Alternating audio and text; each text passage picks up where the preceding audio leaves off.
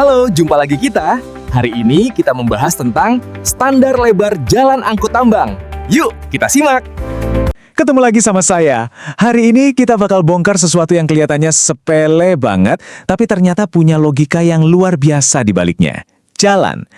Tapi ini bukan jalan biasa loh. Ini jalan angkut di area tambang. Tempatnya monster-monster baja raksasa warawiri setiap hari.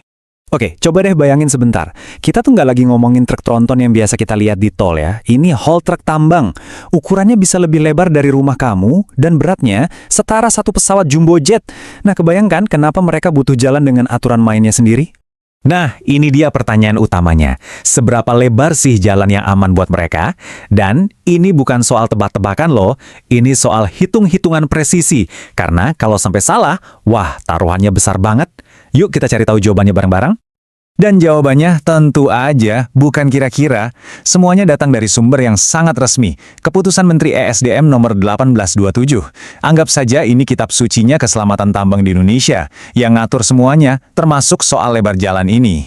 Nah, aturannya nih pinter. Dia nggak pukul rata semua jalan. Masalahnya dipecah jadi dua skenario utama. Yang paling umum kita temui, jalan untuk lalu lintas satu arah dan jalan untuk lalu lintas dua arah. Logis kan? Karena perhitungannya pasti beda banget. Oke, kita mulai dari yang paling dasar dulu ya. Jalan satu arah. Konsepnya di sini adalah gimana caranya kita bisa menciptakan gelembung atau zona aman di sekeliling satu kendaraan raksasa ini. Gini cara ngitungnya, simple banget sebetulnya. Pertama, kita ukur dulu lebar truk paling gede yang bakal lewat situ. Terus, bukan cuma itu aja, kita wajib nambahin semacam bahu jalan atau ruang kosong sebagai jarak aman di sisi kiri dan kanannya. Sekarang, kita masuk ke matematikanya.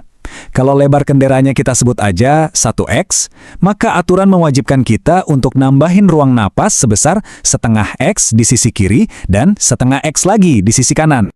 Jadi 1 ditambah setengah lagi, totalnya jadi 2. Yap, sesimpel itu. Lebar jalan minimal untuk lalu lintas satu arah adalah 2 kali lebar kendaraan terlebar yang ada. Gampang diingat dan yang paling penting, super aman. Oke, levelnya kita naikin dikit nih. Sekarang skenarionya jadi lebih seru. Gimana ceritanya kalau ada dua raksasa ini perlu papasan di jalan yang sama? Wah, hitung-hitungannya jadi makin menarik. Jawabannya, 3,5 kali. Wow, kedengarannya gede banget ya. Lebar jalan minimal untuk lalu lintas dua arah itu harus 3,5 kali lebar kendaraan terlebar. Tapi tunggu dulu, ada logika yang keren banget di balik angka ini. Peraturannya bilang dengan sangat lugas dan jelas. Angka 3,5 ini, sekali lagi, bukan angka asal-asalan. Ini adalah hasil perhitungan yang cermat buat mastiin dua truk raksasa bisa papasan dengan aman tanpa ada drama. Nah, ini dia rinciannya. Dan ini bagian yang paling keren menurut saya. Angka 2x, itu jelas ya, datang dari lebar dua truknya itu sendiri. Tapi yang 1,5x ini dari mana? Ternyata ini dibagi 3. Setengah X untuk jarak aman di paling kiri, setengah X di paling kanan, dan yang paling krusial, setengah X untuk jarak aman di antara kedua truk itu. Jenius kan? Tentu aja, di dunia nyata kan kondisi nggak selamanya ideal. Nah, terus gimana dong kalau ada jalan tambang yang lebarnya ternyata nggak memenuhi standar minimum tadi? Apa yang terjadi?